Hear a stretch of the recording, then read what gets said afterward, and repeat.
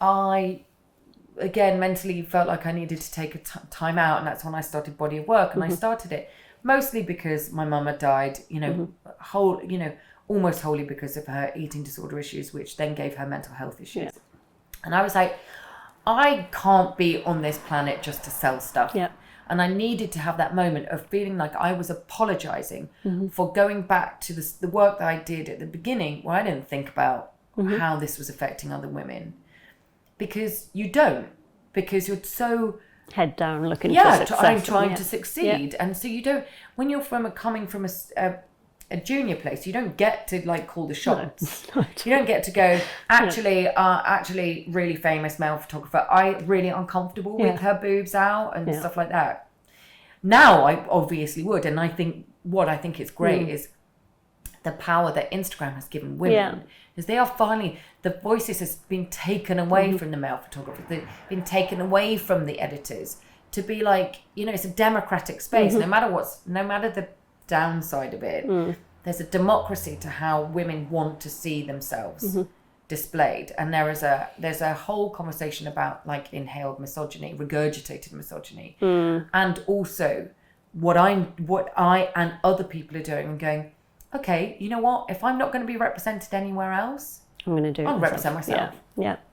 And then you start an open dialogue with women that has been shut down because of the destabilization process. So if you're not part of a community, if you're safe and happy in a community, you don't need all that stuff. Yeah. You're like, actually, your friends are backing you up. You don't care if you're pin thin because you're happy. What do you need? Because you're talking to the people around you, and that's all that matters. Yeah.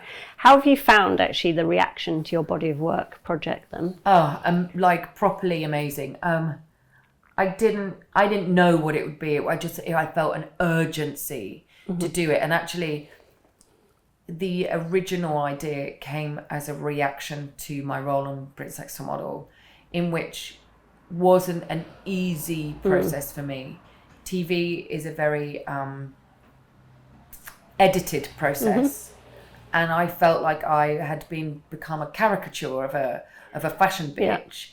And so as a reaction to that, because obviously my mum in the background is dying of an eating disorder, and I've got girls tweeting me going, what size is normal? And I'm like, there's no such thing as normal. Yeah. No such thing as a size normality. It's about you being happy and healthy in here, and how you achieve that. And if that's go running, or if that's, or it doesn't matter what actual size you are, if you're happy and healthy. I wasn't happy and healthy at the time, but I felt like I needed to do a personal project, because I felt like I'd had my voice taken away. So I wanted to get a group of influential women, and this was only when Twitter was around. Instagram hadn't started, so it was much more hard to do a visual project. So I wanted to get influential women who had become successful not because of their body type. So they didn't have to like snap back body because they were in TV, or they didn't have to, this sort of stuff. It was like they could be chefs, or they could be scientists. And I wanted to do a nudes project. So, to show their different body shapes. Now with hindsight, it's still objectifying the female body to get a message across. So it's like a double-edged sword in a way. But at the time, it was, again, I was too ahead of the time, because people didn't necessarily get it, and I didn't know where to put it. Was it a press project? There wasn't the outlet of just doing a visual project and knowing that thousands could see it.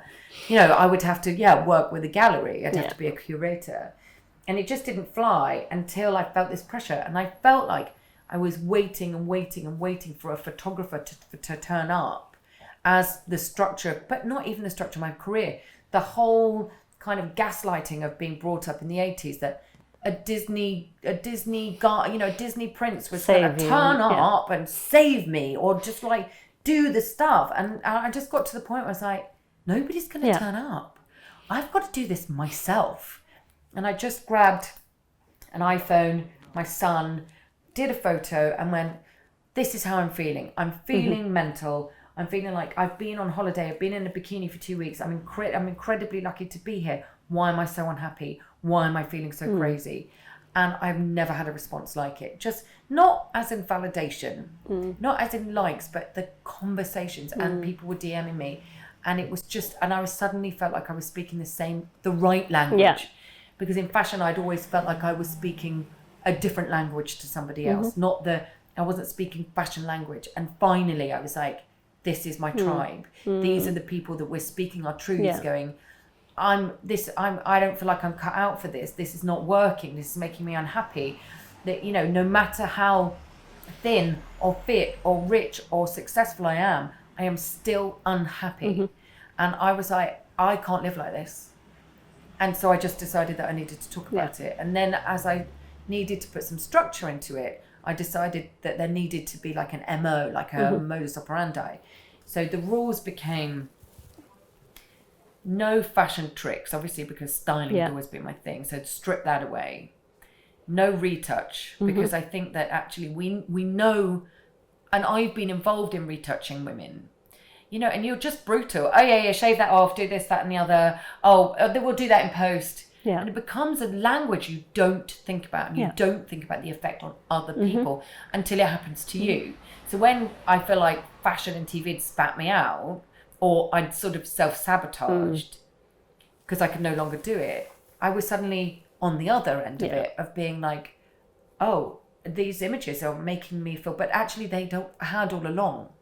I was just desperately trying to make myself work or make myself so good that they didn't affect me. But a lot of the time working with models, I'd come home like, oh my God, you know.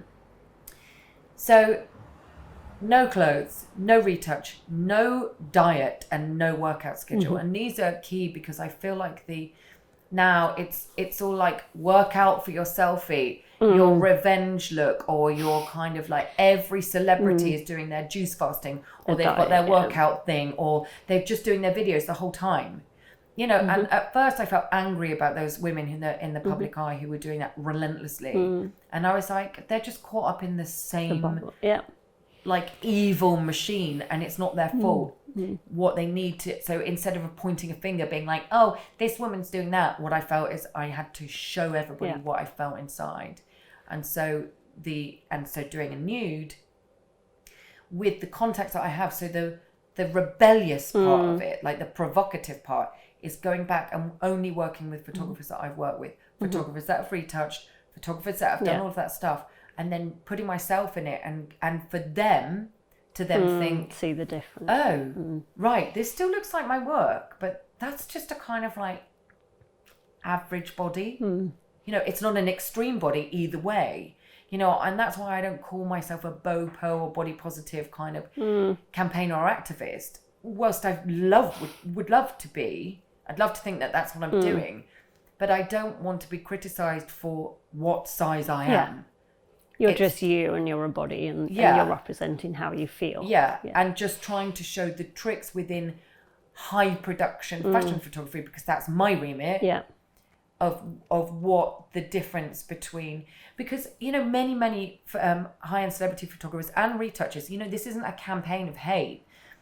They say that the talent, the celebrities, are too scared to show any imperfections or any flesh. And I think that unless I'm doing this and other people are doing, you know, it's not going to happen. Demi Lovato the other day did, you know, she said, I have been terrified of this moment. This is me unedited in a bikini. I mean, that, and the fact that is a first is like bonkers, you know, and I've been doing this for a year and I'm seeing the trickle through. I'm starting to see people are like, you know, and it's the fear, like getting over that barrier, because you don't have a support mechanism. So you create, you are creating this kind of place or this safe space where people can just become. You know. And it's amazing.